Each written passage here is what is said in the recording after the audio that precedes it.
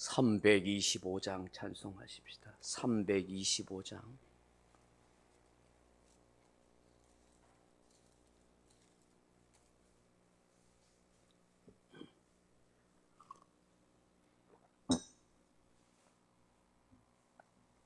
찬송가 325장입니다. 예수가 함께 계시니 시험이 오나 겁없네. 기쁨의 끈은 되시는 예수를 위해 삽시다. 날마다 주를 섬기며 언제나 주를 기리고 그 사랑 안에 살면서 딴 길로 가지 맙시다. 이 세상 사는 동안에 주 이름 전파하면서 무한한 복락 주시는 예수를 위해 삽시다. 날마다 주를 섬기며 언제나 주를 기리고 그 사랑 안에 살면서 딴 길로 가지 맙시다. 이 세상 친구 없어도 예수는 나의 친구니 불의한 일을 버리고 예수를 위해 삽시다.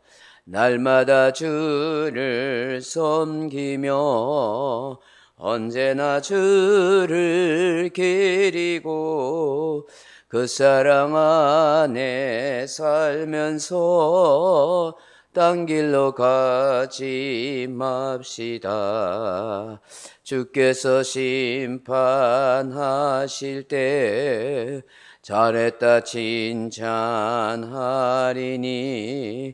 이러한 상급 받도록 예수를 위해 삽시다. 날마다 주를 섬기며 언제나 주를 기리고 그 사랑 안에 살면서 딴 길로 가지 맙시다. 아멘.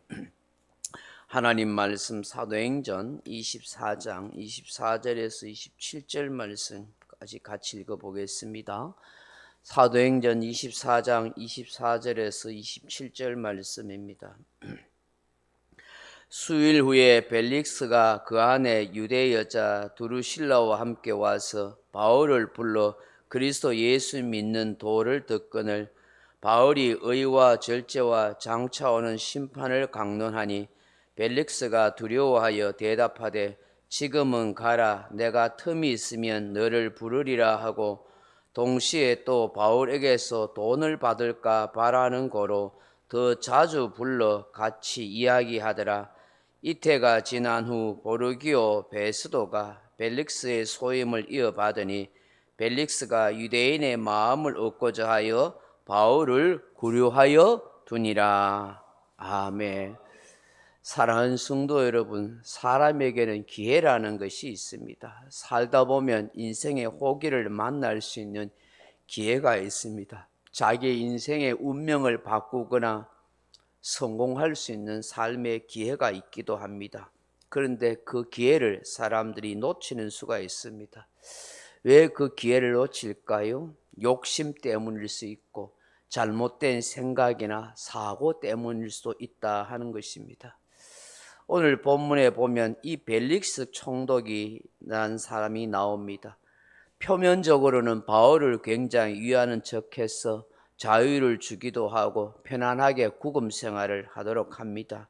그렇지만 이 사람의 마음속에는 탐욕과 정욕과 이기적인 그런 욕심들이, 사고들이 가득 차 있는 것을 알게 됩니다. 역사가들에 의하면 이 벨릭스 총독은 특이한 이력과 출신의 사람이라고 합니다.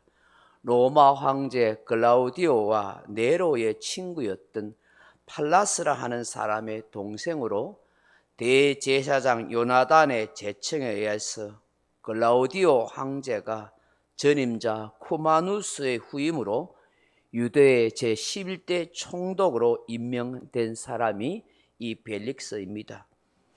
이 벨릭스라는 사람은 그의 형 팔라스와 함께 원래는 노예였다고 합니다.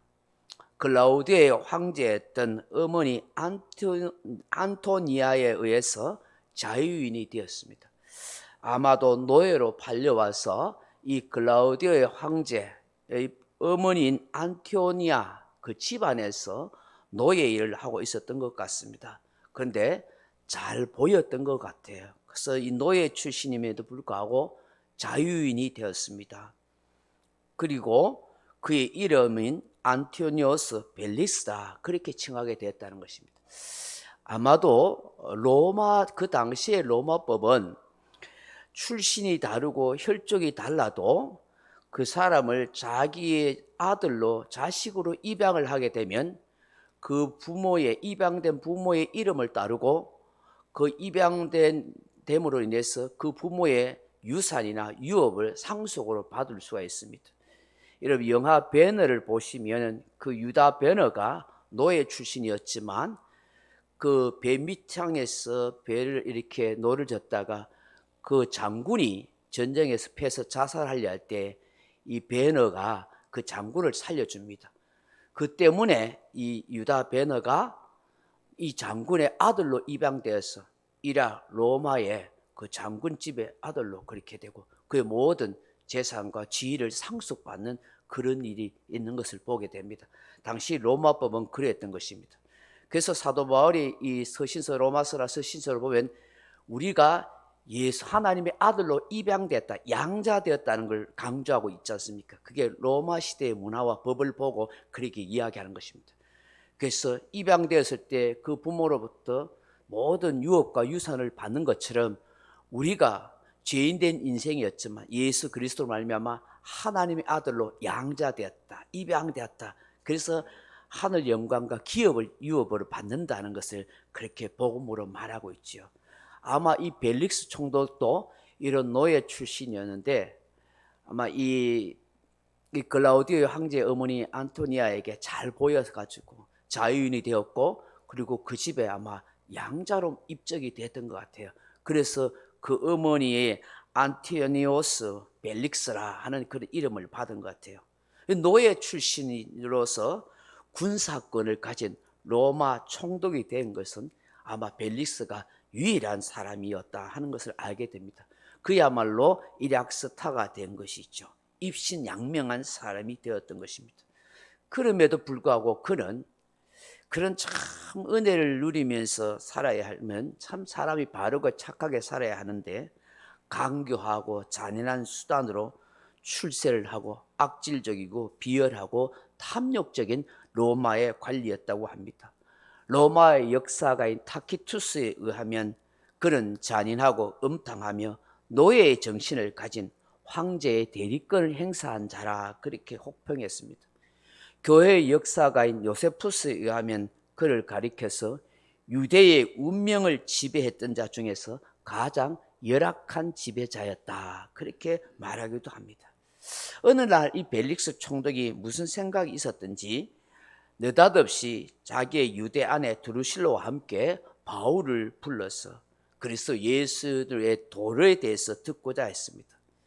아마도 예수교 기독교의 신앙에 궁금증이 생겼나 봅니다. 아니면 그의 아내가 충동질했는지는 모릅니다. 온통 사방에 예수 믿는 사람들이 로마 곳곳에 생겨나고 유대에도 생겨났기 때문인지 모릅니다. 도대체 이 신은 종교가 무엇인지, 그들이 믿는 예수가 누군지, 그들이 전하는 복음이 무엇인지를 알고 싶었던 것 같습니다. 바울은 서슴없이 담대하게 의와 절제와 장차 올 심판에 대해서 강론을 했던 것입니다. 그러자 벨릭스가 두려움에 사로잡혔습니다. 오늘 25절에 보세요. 바울이 의와 절제와 장차 오는 심판을 강론하니 벨리스가 두려워하여 대답하되 지금은 가라. 내가 틈이 있으면 너를 부리라 하고. 아멘. 두려움에 사로잡혀 버렸어요. 그도 그럴 것이 죄악으로 부패된 심령을 가진 자라서 하나님의 무서운 심판의 말씀을 듣는 순간 움찔했던 것 같습니다. 양심의 악이 깨달아졌기 때문이겠죠. 그가 이 복음을 듣는 순간에 진짜 마음의 찔림을 받고 회개하고 하나님께로 돌아왔다는 얼마나 좋았겠습니까? 예수 그리스도를 구주와 주님으로 영접했다면 얼마나 축복의 인생이 되겠습니까? 그의 지위가, 그의 위치가, 그의 자존심이, 그의 사고방식이 결국 하나님께로 돌아오지 못하게 방해가 되었습니다. 예수님께 진심으로 회개하고 믿음을 가질 수 있는 그런 기회를 결국은 놓치고 말았습니다. 그렇게 해서 바울을 물리쳤습니다. 그런데 그는 어떤 생각을 가지고 있었어요? 26절 보세요. 동시에 또 바울에게서 돈을 받을까 바라는 고로 더 자주 불러 같이 이야기하더라. 아멘. 벼룩이 간을 빼먹지. 지금 감옥에 수감되어 있는 사람에게 뭔 돈이 있다고 총독이나 되는 사람이 바울을 불렀다가 돈 받을까 싶어서 뭐예요? 뇌물 받겠다는 거예요. 이 바울을 통해서 혹은 바울하고 친한 사람들에게 뇌물 받아서 빨리 바울 빼내가도록 그렇게 하려고 그렇게 뇌물 받고 앉았어요. 이 사람은요, 복음에 대한 관심이 없는 거예요. 돈밖에 관심이 없잖아요. 죄수를 가둬두면 누군가가 뇌물 줘서 빼내게 하지 않을까? 돈으로 매수하게 그렇게 했던 것이죠. 한 번뿐만 아니죠. 자주 불러요. 자주 불러가지고 이야기 듣는데 그 속 마음이 뭐예요? 돈 좀 내놔. 복음을 듣고 회개하고, 야, 이 진리가 있구나. 이 영의 세계가 있구나. 하나님이 있구나. 그래가지고 참 하나님을 믿고 하면 얼마나 좋겠어요. 그뿐만이 아니죠. 바울에게 별 수확이 없으니까 돈도 별로 받을 그게 국리가 뭐 나올 데도 없다 싶으니까 어떤 마음을 가져요? 27절 보세요. 이태가 지난 후 보르기오 베스도가 벨릭스의 소임을 이어받으니 벨릭스가 유대인의 마음을 얻고자 하여 바울을 구류하여 디니라. 아멘. 2년 만에 아마 교체가 된 것 같아. 그래서 후임으로 베스도 총독이 왔는데 2년 동안 바울을 구금해 두고 있어요. 왜요? 유대인의 환심을 사고자. 유대인 마음 사고자. 내가 있는 동안 좀 편안해야지. 혹시 또 유대인들한테 돈 좀 받을 게 없을까? 뭐 이런 생각이 있었던 것 같아요. 로마법에 의하면 죄가 없으면 무죄 석방하게 되어 있는 거예요. 근데 2년씩이나 핑계를 대면서 그렇게 감옥에 가둬두면 되겠습니까? 바울 입장에서는 얼마나 속상하고 억울한 일이겠어요.